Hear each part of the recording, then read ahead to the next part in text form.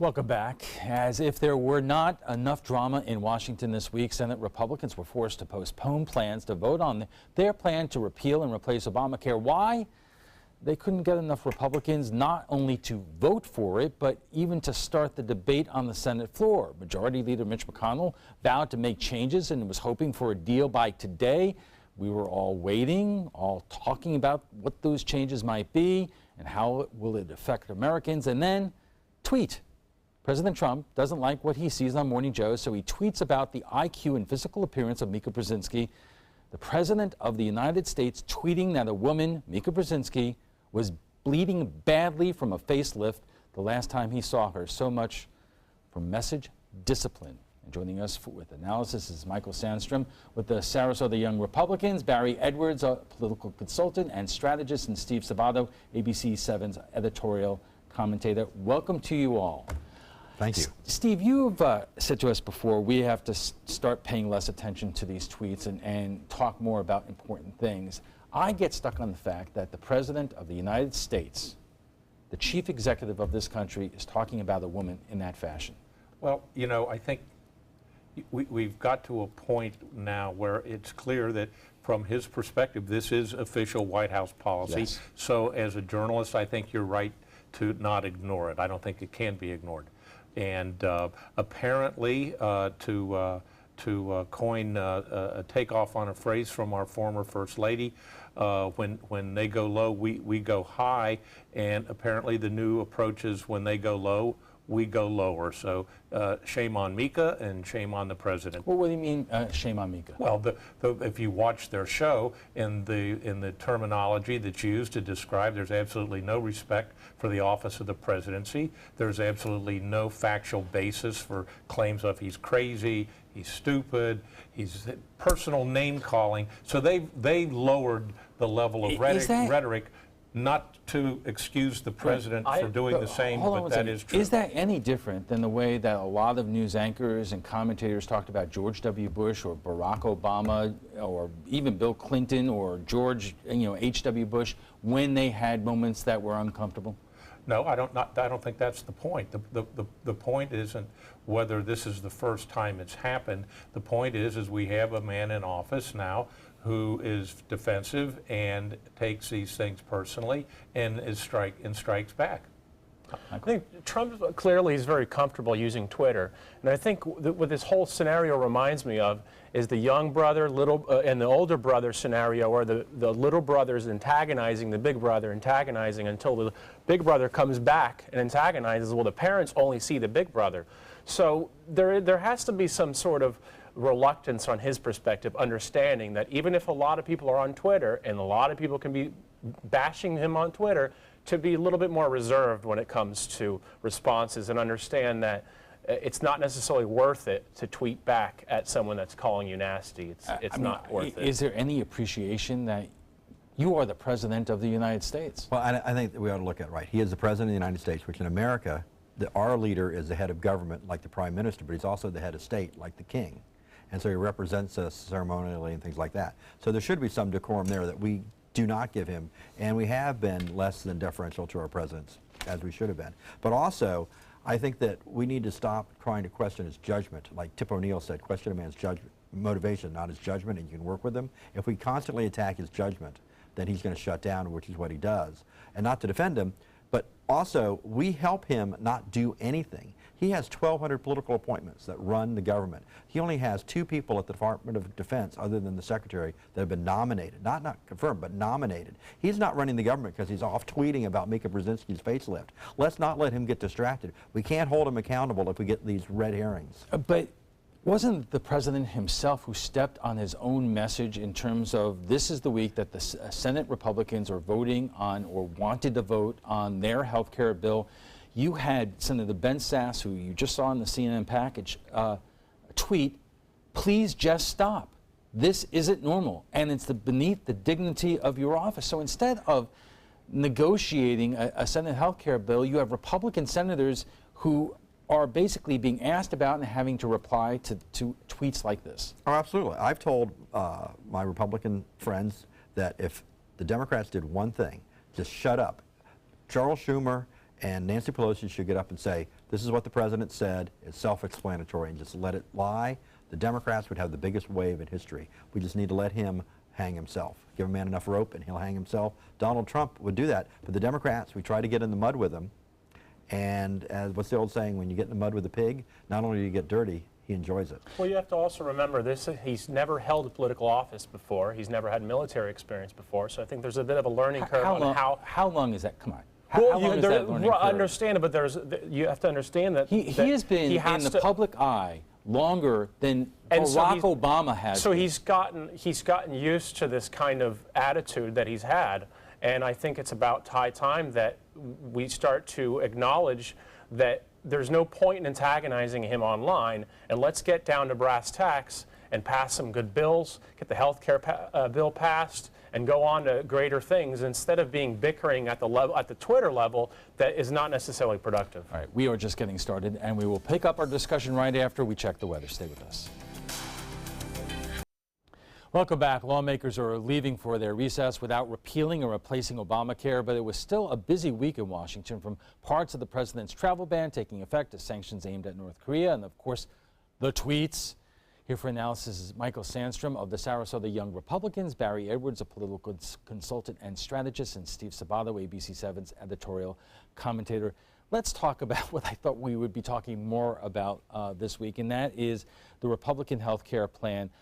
They did not, it's incredible to me how they have a majority in the Senate and the House. They could pass whatever they want, and they haven't. Barry? Because in the House, you have the Tea Party. The House has a closed rule, which means if you have one more person in your party, as the Republicans do, they can take things directly to the floor without amendments or things like that. But so you have to do it within your own caucus, which is the Hastert rule. So the Tea Party can block, or the Freedom Caucus can block anything they want in the House, so they can pull it way to the right. But in the Senate, they don't have that rule, and they have what's called the Coverage Caucus. You have people like Olympia Snowe, you have the senator from Ohio, the former budget director. Those are much more moderate members, and so you only can lose 2 members in the Senate, and I think there's 9 senators now that won't support the new bill. Well, for 8 years, 7 years, Republicans have talked about repealing Obamacare and replacing it. And in the House, they voted to repeal it. With what, Michael? Well, you know, to quote Rand Paul, he was speaking about reducing some of the subsidies and replacing it with opening the individual markets so that there can be more free market competition. If you look in the costs for healthcare per person in the 60s, it was much lower. And maybe perhaps today is why it's up to $9,000 is because there's government dictates a price. So they need to be able to free up the markets so that the markets can lower the rate. But it becomes a struggle because you have moderate Republicans that want to keep the spending bills from the Obamacare, and then you have the conservatives that want to repeal all of it. I hate to disagree with my new friend. Every single country that's in a first or second world, that's a developed country in the entire world, has cost controls on medicine. If you get an MRI, it's the same price anywhere in France or Russia or China or India. If you get a Xanax, it's the same price. We can't get control of our healthcare system, and we pay 18% of our healthcare costs, Whatever our the GDP, case, and only 6% in every other country, and they have better outcomes. So price is nothing. There becomes a serious discussion about stagnation when it comes to health care. I personally have an experience of how long it takes to actually get a reference letter in Sweden. In order to get, because I was born in Sweden, I went there to get health care. While I was visiting there, I had an eye problem. It took 10 months to get a reference letter to see a specialist. So do we really want to actually be that stagnation? Hold on one second. Mitch McConnell, behind closed doors, they came up with a Senate health care plan, and according to a new Quinnipiac poll, only 16% of Americans support or approve the Republican health care plan to replace Obamacare. And not only that, the pollster said 46% of those asked are less likely to support people who vote for that plan. And the pollster went on to say that Americans aren't buying this latest version of the plan to kill Obamacare, and the dismissal comes with a dire warning: if you vote for this, you may not be around to vote for the next version. So the good news is they didn't pass it, and they're going back to the drawing board. I think they heard that the American public isn't supportive. They couldn't, to your point, put together a coalition. They couldn't get enough Republicans to support it. And so I think it's good news for the country and for our health care future that they did put this on the back burner. And if they can repeal while not taking away the benefits under the Affordable Care Act until they're replaced with something, let's buy some time and not do a backdoor health care solution. Hold on, gentlemen. We have reset. So today, the president, in an official statement via tweet, said just repeal it. Just repeal Obamacare, Right. take a break, and come back in a year. I think the bigger question is how can we have bipartisan support for a health care bill? How can we get a group of Republicans and Democrats together to write a bill and not have this me versus you mentality? That's the bigger question. Can we do that? Well, that's my point exactly, is that we need time to do that, and brokering deals behind closed doors and trying to rush it through in 2 weeks is not the way to do it. So if we're going to have some kind of bipartisan conversation, we need some time. Barry. What the Affordable Health Care Act or Obamacare did was reset the social contract discussion in America. Before that, pre-existing conditions staying on your family's insurance till you're 26 was not part of it. Now, almost universally, not only Democrats, independents, but Republicans all support that. So we've reset that. So Republicans are going to have, in leadership in elected office, are going to have to adjust to the new reality. That's why there's only 15%. I think Fox had the highest percent at 27%. But going back to your previous statement too, America spends 3 times what any other country does on health care, and we have lower outcomes. And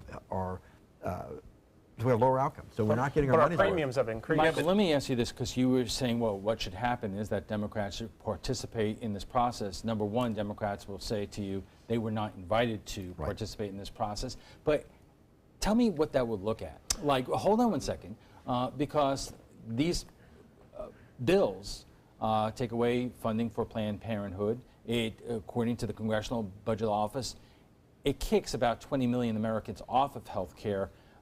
Where do you see the negotiation there? You know, I think it goes back to our first conversation about Twitter and how the reality of getting that to tweeting and getting people to just be turned off at the idea of even supporting a president. If there was a health care bill, let's say in theory, that came out that a lot of Democrats on the grassroots level agreed to, would anyone vote for it simply because they would fear for a backlash of, well, you voted for something that the president wants? So is that something that's perhaps stopping progress? Well, Barry, let me ask you that, because that has been out there, that progressives have said to Democrats, don't you dare participate in this because we're going to come after you if you do, just like a lot of Republicans have been threatened in terms of the right, in terms of being primaried, if they ever agreed with Barack Obama on anything. Right. One of the things that's happened with polarization, if the other side takes up the idea, we know that Obamacare was a Heritage Foundation project, so it should have been embraced by the conservatives, but because Barack Obama wanted it, they rejected it. So I think what we need to have is our leaders need to be leaders, and I hate to say this to my sunshine friends because I'm a big supporter of the Sunshine Law. The top 10 leaders in the House and the Senate need to get together from both parties privately every weekend for a month, 2 months, whatever it takes, and work out all the details and present it as a bipartisan. Because if you do it any other way, then the other side's going to attack it because the other side supports it. So they're going to have it all done kind of in secret and then have it vetted once they have a package where everybody agrees on it. Let me bring up a couple of issues before we end the segment. Today, the president of South Korea was at the White House. As we are seeing that there is increased concern about North Korea, the president today, not today, but the Defense Department says that it is giving the president military options to deal with North Korea. Steve, how concerned are you about that?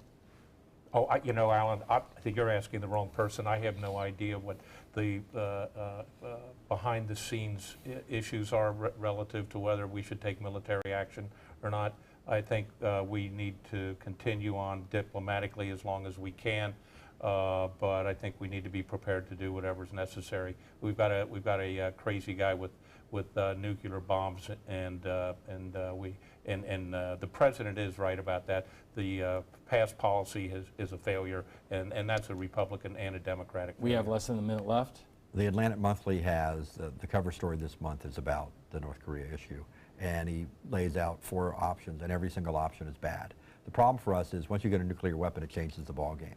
And our close ally with a massive economy is 20 miles south, you know, with their capital in Seoul. We're gonna- And we have 50,000 troops that could die. We're going to in need the China north. to come in and show support to perhaps sanctions we on tried North that? Korea.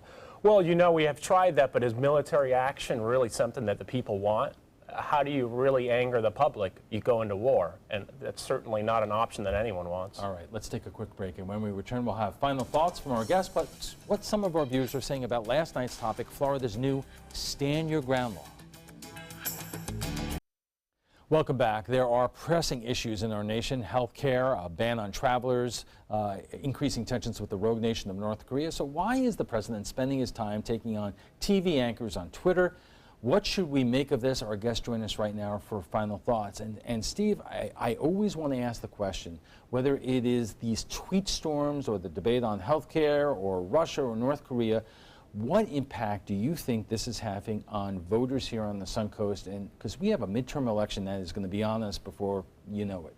I think it's having the same impact it is on a lot of other parts of the country, namely that it's polarizing and solidifying people's pre-existing opinions about things. I think people who support the president are fed up with the media and think he's right on track, and that he's had a great week, and he's got his travel ban in place. And I think people who are against the president think that things are just getting worse every day. So unfortunately, I think Florida is becoming more polarized in their positions. Gary? I think that luckily only 20% of Americans really follow politics closely. The other 80% have lives, they have kids, they have spouses, and they have to get them to school, and they have to do PTA and all this other stuff. So for those bulk of those Americans, they're just ignoring all this stuff. They're ignoring all the nonsense out of the president's mouth and the people that are responding to him. For the other 20%, it's depressing. We haven't seen massive turnout increases anywhere around the country. There's a few extra voters in the Georgia 6th, but nothing really spectacular, especially when one party spent $32 million, the Democrats, and the Republicans spent $22 million. Right. Democrats did not produce well in last November. Do you still see energy on the Democratic side in terms of trying to change things up in the midterms? I see energy amongst Democratic activists. The problem with the Democratic Party, of which I'm an active member of, the activists are way to the left of the typical Democratic voter. And so when we nominate a progressive, a Bernie Sanders type, and I know my friends in the Bernie Sanders, I love you, but you guys, you can't win a Democratic primary. How do you think you're going to appeal more to conservative members of the other party? Speaking of Bernie Sanders, I think out of this entire Russian investigation, what we should be looking into, what happened from the DNC. The DNC railroaded Bernie Sanders out of the way for the Clinton machine, and I think that turned off a lot of these Bernie Sanders supporters. So there needs to certainly be an acknowledgement about what's inside this information. So the American people are tired. We're tired of hearing about the Russian story. But on the other hand, they're disenfranchising the reality, and they're disenfranchising these voters that have care. There's progressives, there's libertarians, and they are on the far other end of the scale, and there certainly should be some sort of unifying factor. Are you saying there is no Russia story? No, I'm not saying that. I'm saying that from within the Russia story, Bernie Sanders, the information that was leaked from the DNC, indicated that Bernie Sanders was railroaded by his own party. All right. Before we go, we want to share with you what some of our viewers are saying about last night's topic, Florida's Stand Your Ground law. Earlier this month, Governor Scott signed a new version of the law. It now shifts the burden of proof in pretrial hearings from the defense to the prosecution. Essentially, the state must now prove the person who pulled the trigger wasn't at risk of death or great bodily harm. Second Amendment supporters say the change is long overdue, while opponents say it could lead to more people shooting during confrontations. Here is what some of you are saying. Ron Flynn writes, innocent until proven guilty. What's the issue?